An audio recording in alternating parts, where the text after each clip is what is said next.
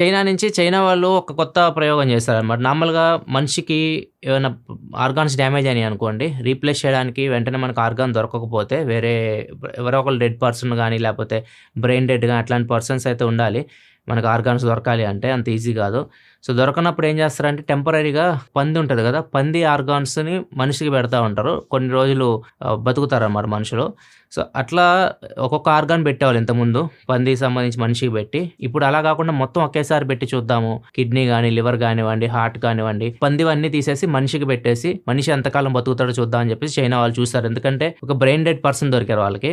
అతనికి 53 సంవత్సరాలు brain dead అయిపోయింది. సో, ఇతని మీద ప్రయోగం చేద్దాం అని చెప్పేసి వాళ్ళ ఫ్యామిలీని సంప్రదించారు గానీ, వాళ్ళ ఫ్యామిలీ ఫస్ట్ అంగీకరించింది. వీళ్ళు ఫస్ట్ 2 ఆర్గాన్స్ అయితే చేశారు. కిడ్నీ, లివర్ చేశారు. ఆయన 5 రోజులు బతికే ఉన్నాడు. అండ్ హార్ట్ చేద్దాం అనుకున్న టైంకి వాళ్ళ ఫ్యామిలీ వచ్చేసి స్టాప్ చేసింది. మాకు బాడీ కావాలి. మేము అంత్యక్రియలు చేసుకోవాలి అని చెప్పేసి వాళ్ళు తీసుకెళ్ళిపోయారు.